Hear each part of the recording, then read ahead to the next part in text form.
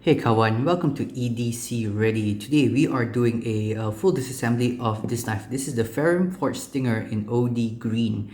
Now, a couple of things you need to know is that I could not take this apart the first time. There is red Loctite in there. So what I did was I took a hairdryer and then just put it on heat and then just glue it onto this screw right here. It melted the red Loctite and I was able to take this screw out. So I've saved you that in this video, but I will still show you that red Loctite. So this guy is running on a T8 pivot screws right there. And right there, yeah, you're not going to be able to see it, but on the inside there, you'll just see a hint of red Loctite being used. And red Loctite is the stuff that people put in when they do not want the knife to be taken apart. I do not know if this voids the warranty or not. I sure hope it doesn't. But so far so good.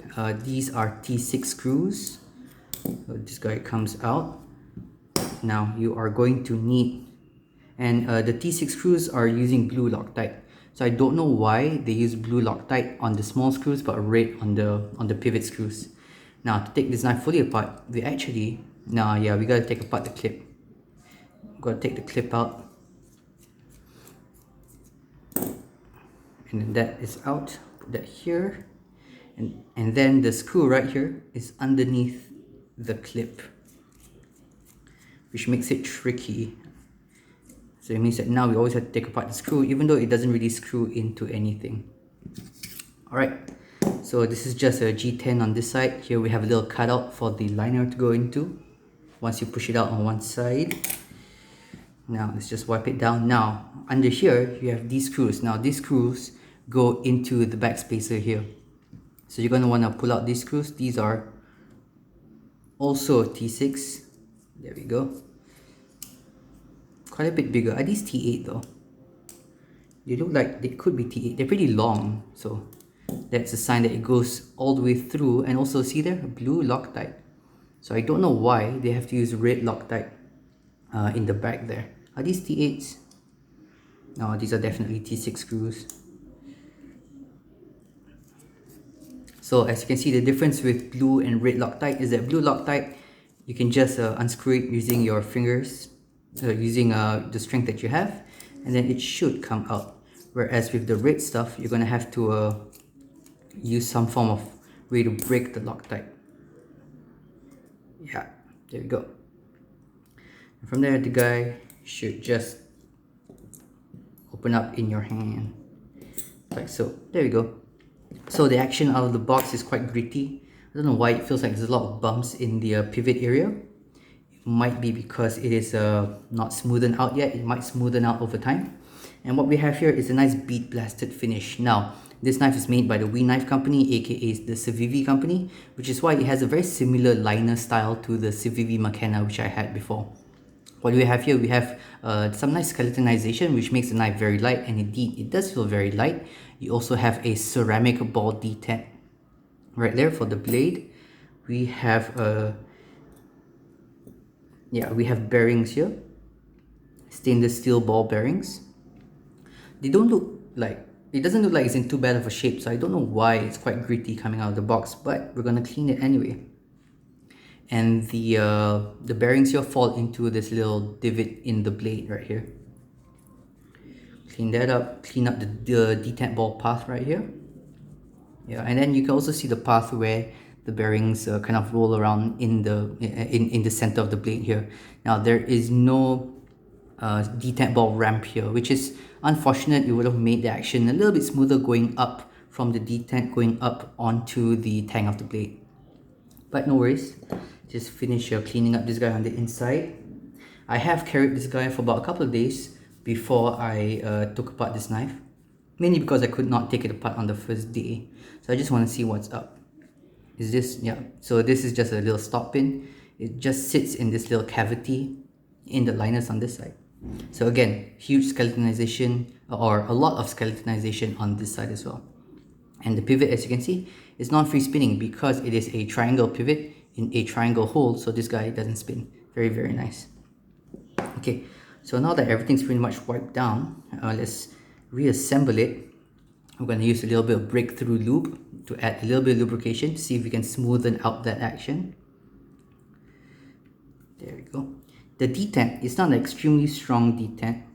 It is, see, that's the thing, I kind of want it to be a little bit harder, but at the same time, I know if it's a bit harder, then this little flipper tab here will be a lot more painful to use, just like in the Kershaw bare knuckle.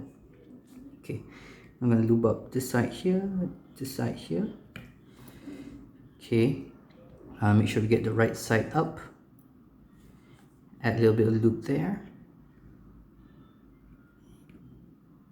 Yeah, there we go. Now I'm going to put the blade back in. Okay, next up I'm going to add a little bit of lube here where the detent ball rolls, not the detent ball, where the pivot bearings roll.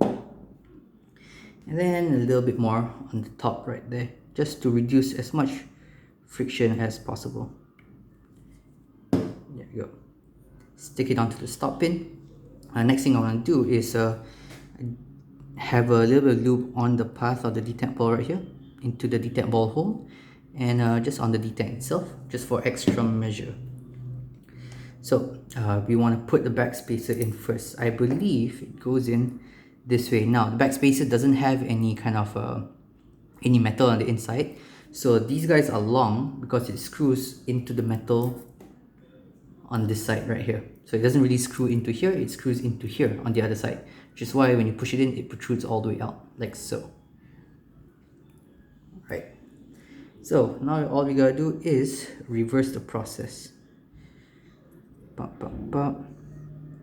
Gonna make sure these are lined up, which is gonna be the tricky bit. So I'm gonna just push these through, and as best as I can, try to align it up to the other side of the holes, like so. Okay, and then push this guy through, get everything into place like so. Now everything's under tension, the lock bar is engaged with the stop pin, and then the screws here are also engaged with the other side. I don't feel any pressure coming in from the other side, which means these guys are going in at the right angle, which is something you always want to do. Let's avoid stripping out screws. Sorry about the noise. Okay. Now this guy is going to go back in. Now before that, I want to clean out the red Loctite that's over on this side.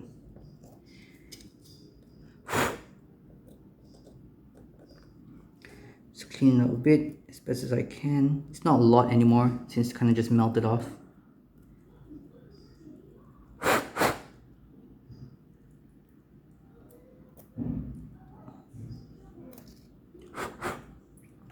There we go.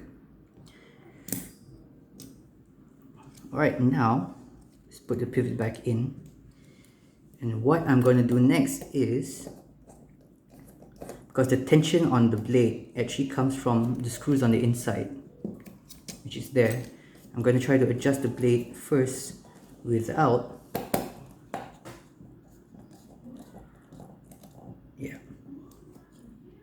without screwing these guys in. Okay, we are very loose and very off center.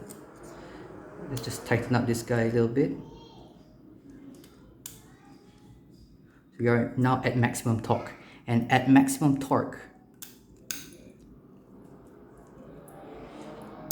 it should be perfectly centered, which is not, which is a sign that these screws here need to just be loosened up and then retightened to get everything back into position. Loosen that up, loosen that up. See, now everything is just lined up perfectly straight, and then I can just tighten that back in, because what happens is I've tightened these, and then when I tighten these, this screw, everything kind of went out of alignment, and then when I retighten everything, it just releases the tension, and then everything just goes back into its proper spot like that. So now it's pretty much darn center. Okay, now I'm going to put in these small guys first.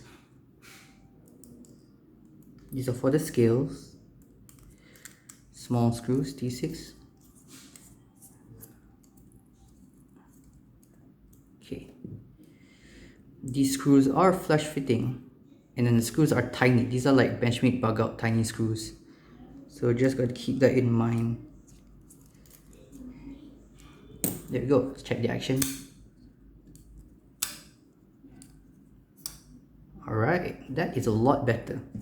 It's a lot smoother, that's for sure. In terms of the action, still a bit gritty, but I have a feeling that it's because of the finishing they used here. Being a bead blasted finish, it's not going to be as smooth as, let's say, a satin finish.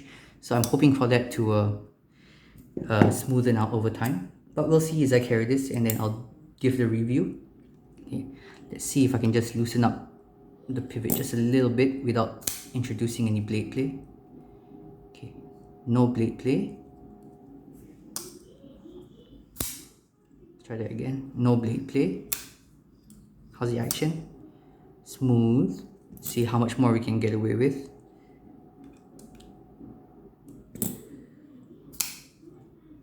Okay, now there's blade play. Smooth, but now there's blade play. So we're just going to retighten it to its last position. Just the tiniest amount of blade play.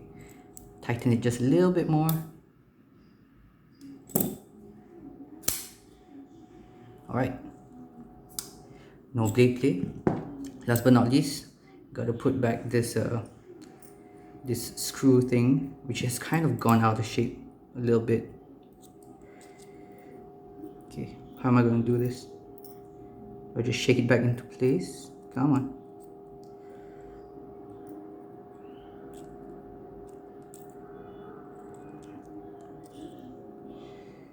Okay, let's try it this way. Put this guy into spot. No wonder that is a T6. There we go.